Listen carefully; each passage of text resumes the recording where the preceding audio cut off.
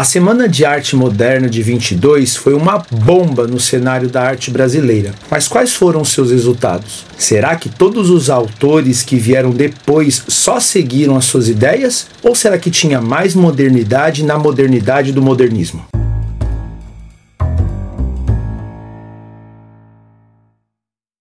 Os anos 20 foram uma época muito louca. A galera saiu da Primeira Guerra Mundial com sangue nos olhos para curtir a vida. Foi a era do jazz, das artes vibrantes e coloridas, da moda ousada e de um otimismo sem explicação. Mas no final da década, o mundo já tinha voltado a ser um lugar bem caído, galera. Com a crise econômica de 29 e a ascensão do fascismo na Europa, que vai resultar, 10 anos depois, na Segunda Guerra Mundial. No meio desse furacão, o Brasil. Por aqui, a coisa também não ia bem. A República Café com Leite já estava dando sinal de que ia pro vinagre. E essa sensação de instabilidade se confirmou verdadeira com a Revolução de 1930 e a tomada do poder por Getúlio Vargas, que vai dar origem à ditadura do Estado Novo em 1937. Essas crises econômica e política aceleraram a modernização do Brasil, e a literatura, como processo humano, não podia deixar de ser impactada por essas mudanças. Nesse vídeo, eu vou falar das principais características do segundo modernismo, quais são seus autores mais importantes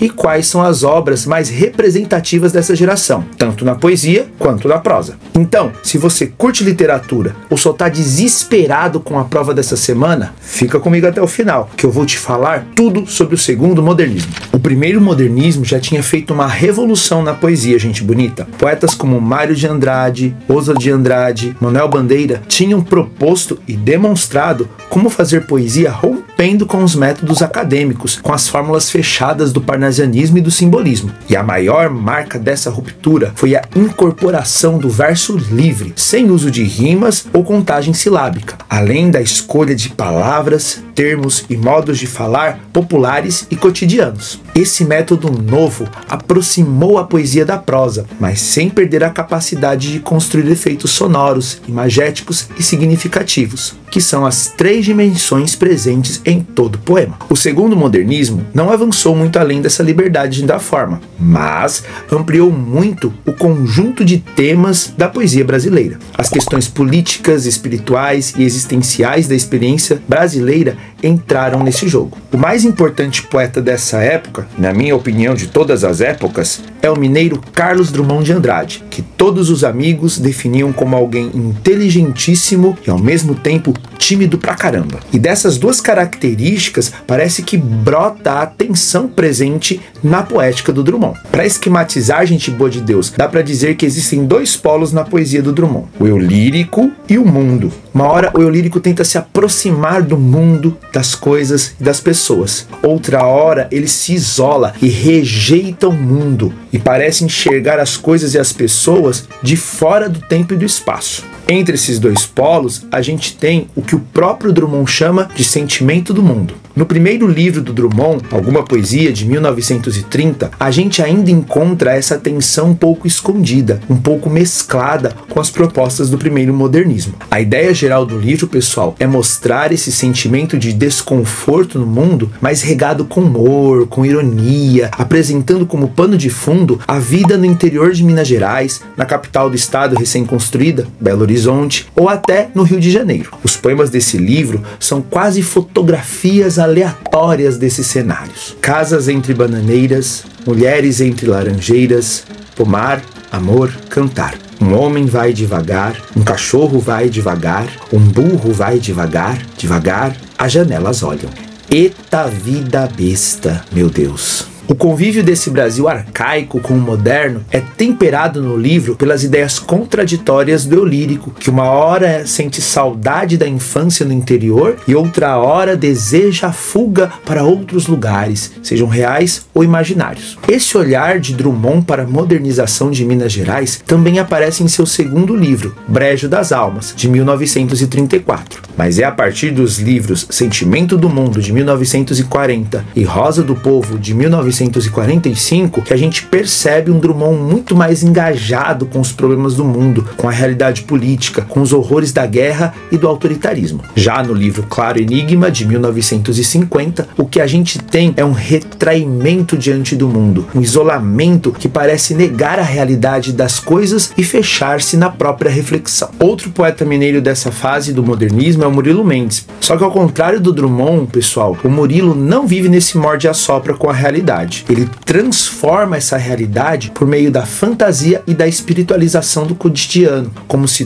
toda a experiência da poesia ligasse a humanidade com a noção da totalidade, o dia a dia com a dimensão do sonho, o real com o surreal. Nos seus primeiros livros, Poemas, de 1930, Bumba Meu Poeta, de 1931, História do Brasil, de 1932, o Murilo está muito próximo da proposta modernista, galera, principalmente do Oswald de Andrade. Então, ele usa e abusa do poema-piada, da sátira e cria um mundo que mistura sonho e realidade, embaralhando anjos e espíritos no meio da cena brasileira, tanto do passado como do presente. Aliás, o próprio tempo se confunde dentro dos poemas do Murilo, do mesmo jeito que a linguagem literária se mistura com as gírias de rua e o vocabulário popular. Nos livros posteriores do Murilo, pessoal, a gente tem uma maior carga de espiritualidade por meio de uma linguagem mística e católica. E a gente percebe, ora uma tensão entre a religião e a poesia, ora uma fusão das duas, mas sempre mantendo uma atmosfera de sonho e de embaralhamento do tempo. É o que está presente, por exemplo, no livro O Visionário, composto entre 1930 e 1933, mas publicado só em 1941. E no livro A Poesia em Pânico, de 1938. Teus olhos vão ser julgados com clemência bem menor do que o resto do teu corpo. Teus olhos pousaram demais nos seios e nos quadris. Eles pousaram de menos nos outros olhos que existem aqui neste mundo de Deus. Eles pousaram bem pouco nas mãos dos pobres daqui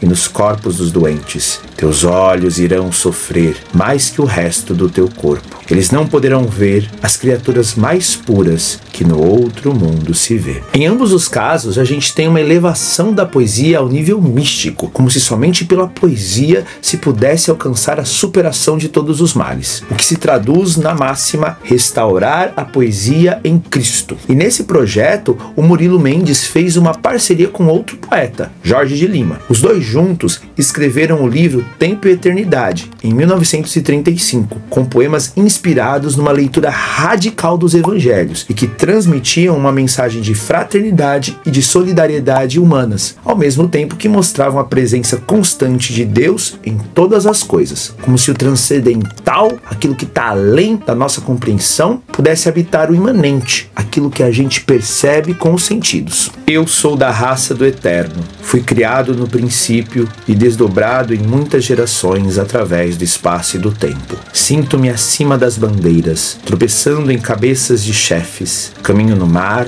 na terra e no ar. Eu sou da raça do Eterno, do amor que unirá todos os homens. Vinde a mim, órfãos da poesia, choremos sobre o mundo mutilado. O alagoano Jorge de Lima foi com certeza um dos maiores poetas brasileiros. O Jorjão começou a carreira escrevendo daquele jeito engomado dos parnasianos. Seu livro de estreia, 14 Alexandrinos, de 1914, é todo composto de sonetos. Mas já no seu segundo livro, O Mundo do Menino Impossível, de 1925, Jorge de Lima passa a usar técnicas modernistas para construir um vitral, um mosaico da vida nordestina, uma pegada mais regionalista. A partir da série Poemas Negros, publicada em diversas etapas durante a década de 30 e reunida em um só livro em 1947, a gente percebe que Jorge de Lima traz a temática do negro e passa a valorizar as vozes e os ritmos afro-nordestinos. E isso, pessoal, revela uma espiritualidade sincrética que traz a mistura das crenças da religiosidade popular e mistura o sagrado com o terreno, com a vida concreta em sociedade. Como eu comentei sobre o livro Tempo e Eternidade, mas nesse caso dos poemas negros também revela uma solidariedade com o sofrimento do povo preto. Mas as duas maiores obras do Jorge de Lima são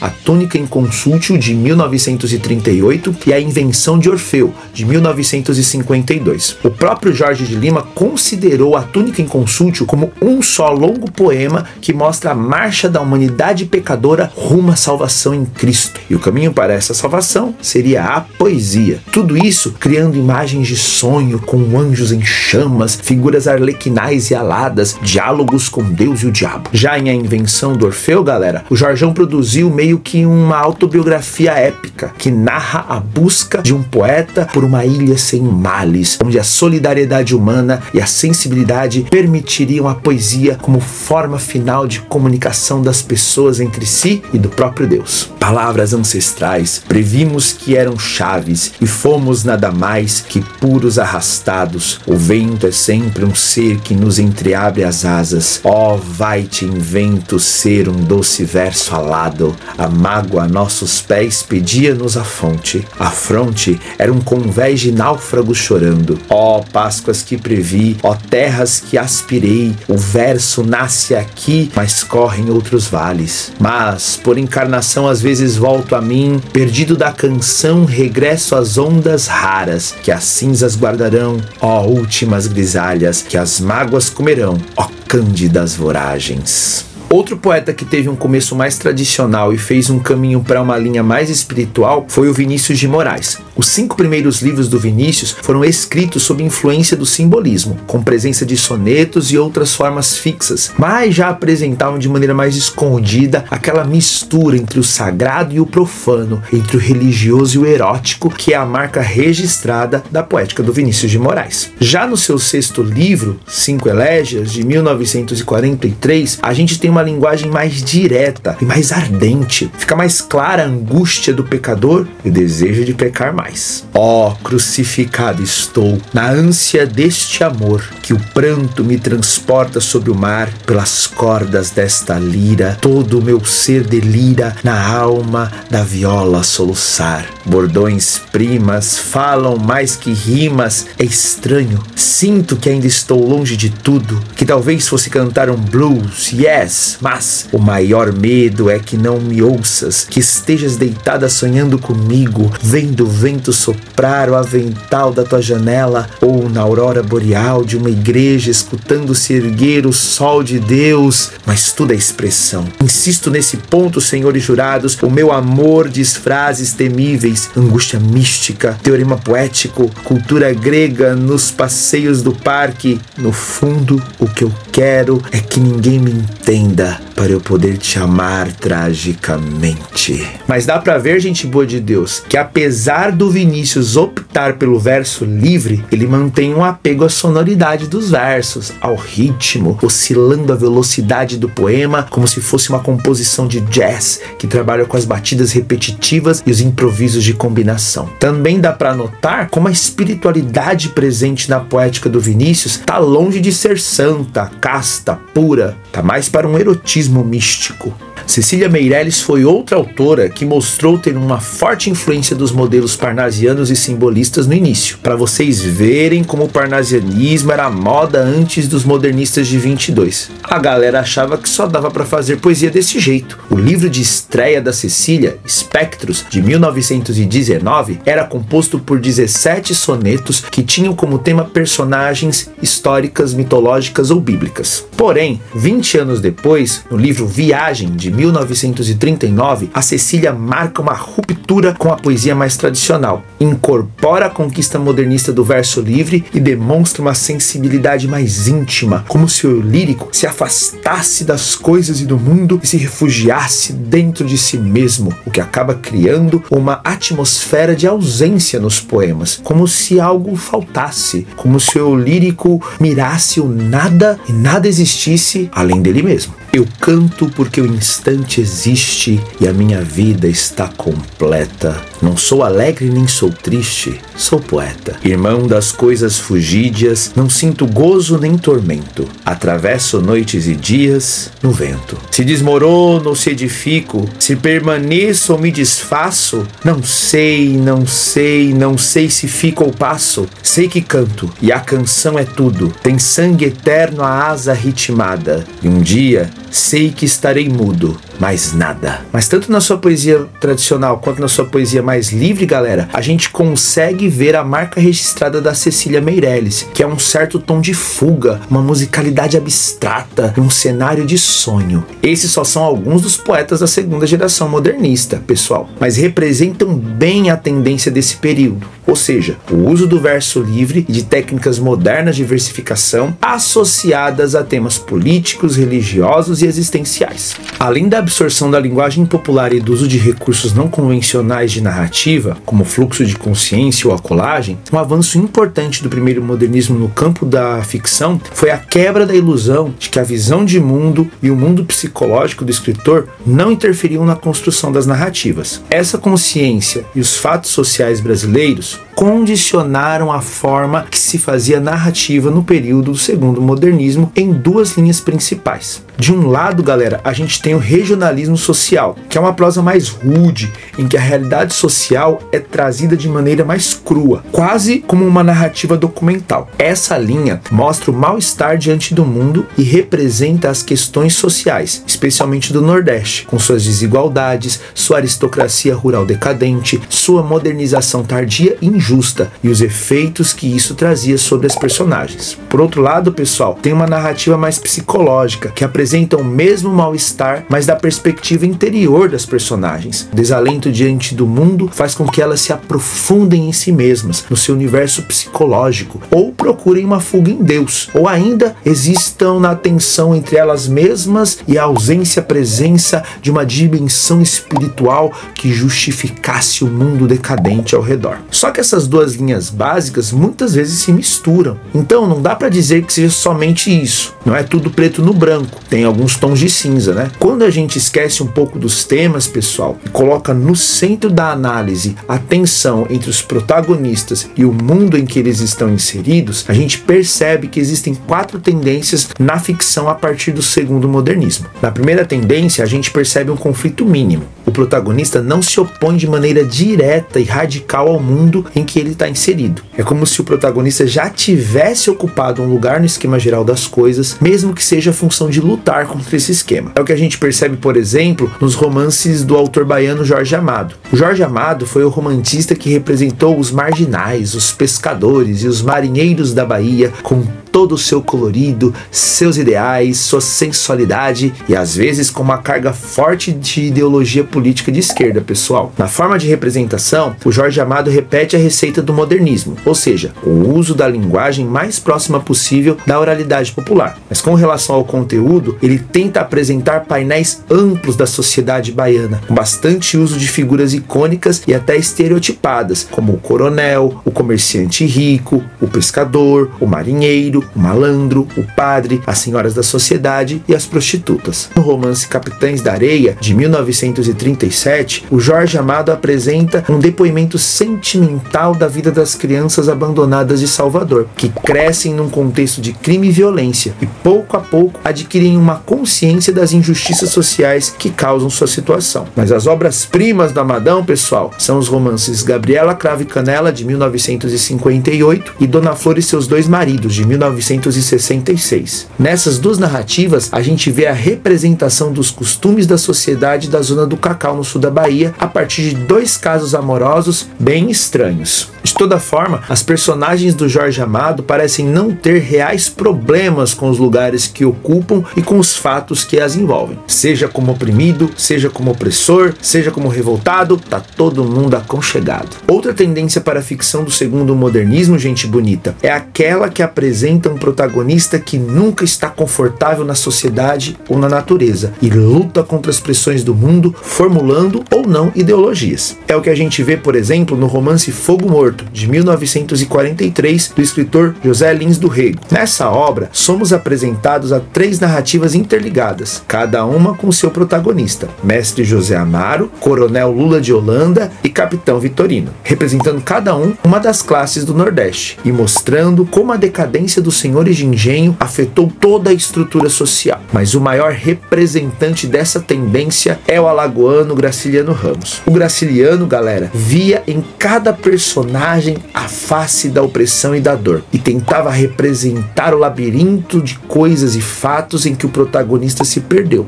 Isso porque, gente boa de Deus, os protagonistas do Graciliano são sempre um problema. Não aceitam o mundo, nem os outros, nem o lugar que ocupam na ordem das coisas. E essa é uma das razões pro velho Graça não curtir muito aquele oba-oba do primeiro modernismo. É o que dá para perceber no romance São Bernardo, de 1934, que conta a história de Paulo Honório, um homem de origem humilde que, depois de ter conquistado com muita dureza um status socioeconômico, se tornou violento, possessivo e ciumento, e se vê envolvido em uma tragédia que o faz questionar suas culpas. Tudo isso narrado em primeira pessoa, o que confere um tom mais confessional, como se o narrador protagonista confiasse que o leitor ouviria suas culpas e seria capaz de perdoá-lo, ou ao menos de entendê-lo. Já no romance Vidas Secas, de 1938, o Graciliano usou o narrador em terceira pessoa para penetrar no universo mental de uma família de retirantes, incluindo a cachorrinha baleia. Isso cria um efeito oposto àquele da confissão. A gente vê aqui, galera, as mentes esfarrapadas, fragmentadas das personagens destruídas pela opressão do meio social e do próprio ambiente. A terceira tendência da ficção a partir do segundo modernismo, pessoal, é a narrativa a partir de um ponto de vista psicológico e espiritual, geralmente com uma marca bem católica. Nesse tipo de narrativa, gente bonita, os personagens não estão em conflito só com o mundo, mas consigo mesmos e com Deus. Uma das principais obras nessa pegada é o romance Crônica da Casa Assassinada, de 1959, do escritor mineiro Lúcio Cardoso. Nessa história,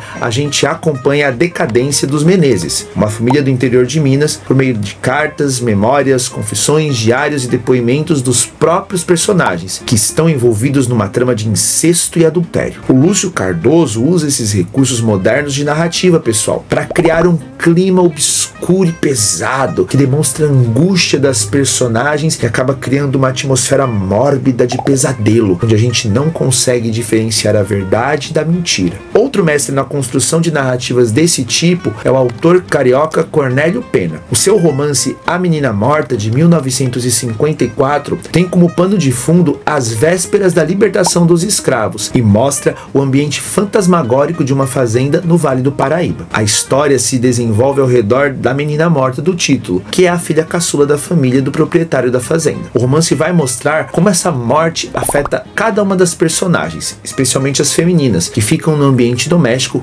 convivendo com a ausência da menina. E o efeito disso é bem claustrofóbico. Tem ainda o autor Ciro dos Anjos, pessoal, o seu romance O Amanuense Belmiro, de 1937. Nessa história, a gente conhece Belmiro, um funcionário público que registra sua rotina repetitiva em um diário. A narrativa não tem quase nenhuma ação, mas o que importa é perceber as reflexões que o personagem faz, o que nos leva a conhecer profundamente seus desejos, suas frustrações e a sua inércia. A quarta e última tendência das obras de ficção a partir do segundo modernismo, galera, é aquela em que os protagonistas transformam seu conflito com o mundo por meio da construção de um mundo mítico ou metafísico. E daí, pessoal, sem a existência do conflito entre o protagonista e a realidade, os romances se aproximam da poesia pela forma de expressão ou mesmo da tragédia, pelo destino inescapável das personagens principais. É o que a gente percebe nas obras de João Guimarães Rosa ou de Clarice Lispector, por exemplo. Mas isso já é assunto para outro vídeo. Do que eu falei até agora, pessoal, dá para perceber que tanto as obras mais sociais e regionalistas podem apresentar aprofundamentos psicológicos, quanto as obras psicológicas não ignoram as questões sociais nos seus enredos. Eu aposto que você não sabia tudo isso sobre o segundo modernismo. Comenta aqui embaixo o que você achou do vídeo e fala qual autor ou obra você não conhecia ou sentiu falta aqui na minha explanação. Se você gostou, deixa eu saber, deixa teu joinha aqui embaixo. Teu joinha ajuda muito na produção de conteúdo,